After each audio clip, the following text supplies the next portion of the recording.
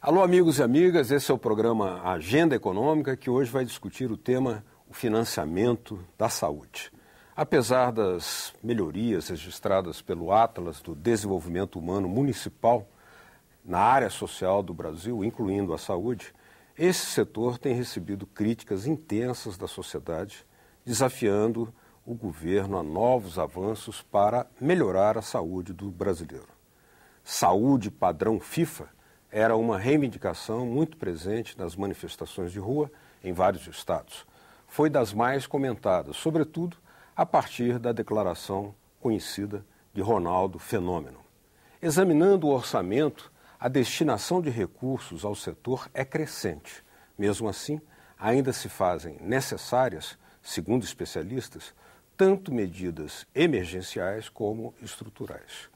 Todo o debate passa pelo eixo financiamento da saúde, tema do programa Agenda Econômica de hoje, que tem como convidado o senador Humberto Costa, do PT pernambucano, ex-ministro da Saúde e presidente da Comissão Especial para o Financiamento da Saúde do Senado Federal.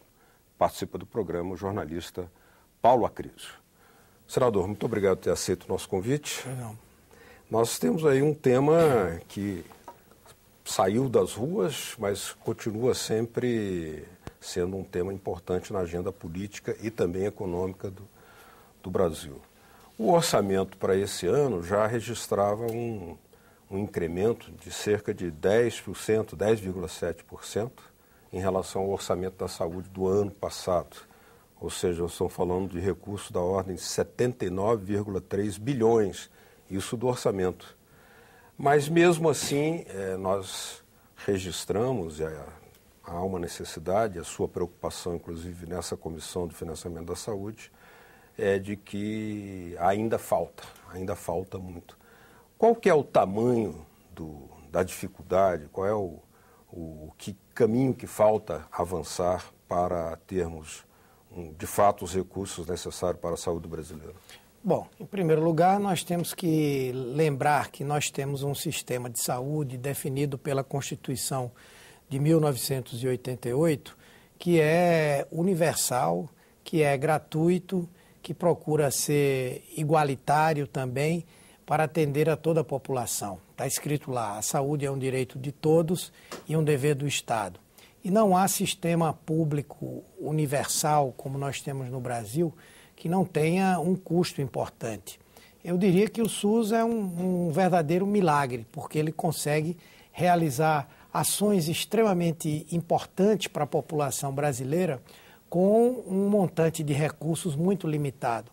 Por exemplo, se nós compararmos o gasto público em saúde no Brasil com o gasto privado em saúde no Brasil, por exemplo, o gasto privado chega a 55%, 58%, enquanto o gasto público vai de 45% até 42%. Ou seja, apesar de nós termos um sistema universal, as pessoas gastam mais, nós gastamos mais recursos do nosso próprio bolso, pagando planos de saúde, do que aquilo que é colocado pelas três esferas de governo, prefeituras, governos municipais, governos estaduais.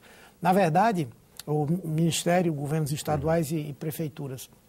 Na verdade, países que têm sistemas universais gastam, em média, de 70% a 85% do total de gastos em termos de recursos públicos.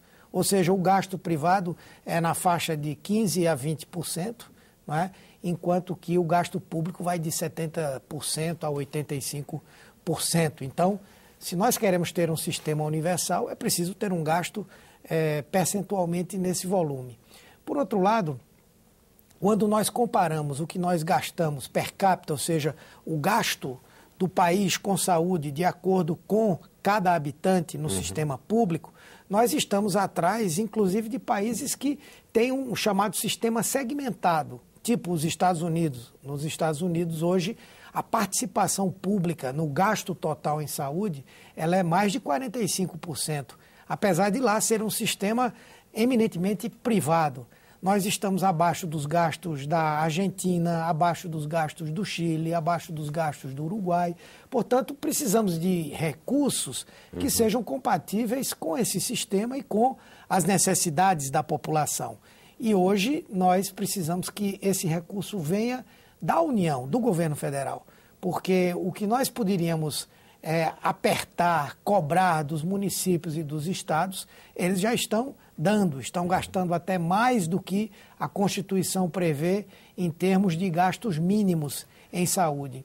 E o governo federal, embora tenha feito crescer a receita da saúde, cresceu mais de 100% nesses últimos 10 anos, porém não é um recurso suficiente. Além do mais, outras áreas sociais, outras políticas sociais tiveram um incremento maior.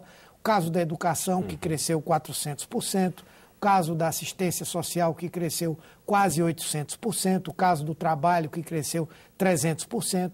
Então, nós queremos agora que seja dada prioridade à política de saúde no Brasil. Senador, o senhor, quando foi ministro da Saúde, o senhor contava ainda com os recursos da CPMF, a contribuição provisória sobre movimentação financeira, que inclusive era um imposto que servia para que, como todo mundo descontava, se não me engano era 0,32%, né? E era um imposto que revelava, inclusive servia para o fluxo de dinheiro, para identificar, inclusive até do ponto de vista fiscal era interessante. Mas veio uma das raras derrotas da base do governo do presidente Lula, acabou com uma votação aqui no Senado Federal, no Congresso, a CPMF foi extinta. O que teria significado na sua gestão não contar com a CPMF e se o senhor defende uma solução semelhante a essa, ser uma criação de outro imposto? Veja, na verdade, quando a CPMF foi extinta, né, deixou um vazio, né, de mais de 42 bilhões de reais para a área da saúde. Isso foi por ano. Isso foi uma atitude absolutamente irresponsável, equivocada, capitaneada pela oposição ao governo Lula, especialmente aqui no Senado. O resultado é que, da noite para o dia, o governo precisava manter o cumprimento da emenda 29, que dizia como o governo deveria gastar o mínimo, e, ao mesmo tempo, sem ter esses recursos, né? Então, o governo foi obrigado a buscar, tanto no orçamento de impostos, no orçamento fiscal da União, quanto nas contribuições sociais, os recursos para tentar viabilizar aquilo que faltava para a área da saúde. É óbvio que nós não vamos conseguir ter mais recursos na dimensão que nós temos se nós não convencermos a sociedade de que é preciso ela se dispor a financiar melhor a saúde no Brasil. E aí, obviamente, que nós precisamos buscar fontes. Algumas fontes já foram pensadas. O incremento dos royalties da mineração, nós temos agora um debate sobre o novo marco regulatório da mineração e deverá haver um aumento nos royalties que são pagos à União pelo setor de mineração. A possibilidade de um imposto sobre grandes fortunas, embora a perspectiva de arrecadação com esse imposto seja pequena, e não devemos, de forma alguma, eliminar a possibilidade de criar uma contribuição específica. Obviamente que não agora. O Brasil, nesse momento, está aplicando uma política anticíclica contra essa crise. Isso passa, inclusive, pela redução de impostos para o setor produtivo, então seria um contrassenso agora nós criarmos uma nova contribuição. Mas eu não tenho dúvida de que mais à frente nós temos que fazer essa discussão para garantir um financiamento estável para a área de saúde e suprir a falta que hoje faz o recurso que a CPMF conseguia arrecadar. Há muitas propostas aí no debate, né, na mesa, sobre buscando solução para o financiamento da saúde pública no Brasil. Uma delas, parece que o senhor tem sustentado, gostaria que o senhor comentasse, é aquela que vincula 15% da receita líquida da União especificamente para o setor de saúde. A gente sabe que a área econômica sempre joga muito duro, né? Mas nesse caso há uma proposta de implantação gradativa. Ainda assim haveria resistência? Veja, nós estamos ainda na elaboração desse relatório e desse projeto. até porque essa semana nós tivemos a entrega na Câmara dos Deputados, né, de um projeto de lei de iniciativa popular com 1.900.000 assinaturas, mais 500.000 serão entregues essa semana, mostrando a mobilização da sociedade, dos movimentos sociais para nós termos mais recursos. E é óbvio que nós temos que tomar como principal referência esse projeto, que propõe o montante de 10% das receitas correntes brutas da União para a área da saúde, né? Isso hoje representaria, se fosse aplicado de uma única vez, um total de 140, 145 bilhões de reais, né? Nós temos feito um outro exercício. Na medida em que a definição de receitas correntes brutas não é uma coisa muito precisa, isso poderia gerar uma certa insegurança, poderia levar a interpretações subjetivas por parte de um governo, que não necessariamente o atual, e, como tal, poderia haver uma certa insegurança do ponto de vista dos recursos, né, da estabilidade dos recursos. Nós temos trabalhado com outra possibilidade de transformar esses 10% da receita corrente bruta, esses 145 bilhões, num valor que, na verdade, seja igual, mas relativo à receita corrente líquida. Até porque a receita corrente bruta inclui recursos que não pertencem à União. Por exemplo, as transferências, os recursos para a Previdência Social, e a receita corrente líquida é exatamente aquilo que sobra para os gastos do governo, né? E a outra ideia é que isso não necessariamente teria que ser colocado de uma única vez. Nós sabemos que o país vive um momento de dificuldades, um momento especial, mas se poderia trabalhar a hipótese de uma ampliação gradativa desses recursos, algo combinado com o governo num determinado espaço de tempo, né? Mas, obviamente, que isso tudo terá que ser negociado, primeiramente com os movimentos sociais, que têm essa iniciativa, e nós não sabemos se eles estariam dispostos a discutir essa equivalência, a discutir qual a melhor maneira, não é? E também da parte do governo, que não se manifestou ainda sobre essa questão. Mas a proposta que hoje tem mais apoio, mais respaldo, é essa de 10% das receitas correntes brutas ou o equivalente em receitas correntes líquidas. Um dos pilares do SUS, da implantação do SUS, foi a gradativa, teria sido a gradativa municipalização da saúde. No entanto, os municípios, até por campanhas frequentes, quase que anuais, dos prefeitos vindo aqui a Brasília, se declaram falidos.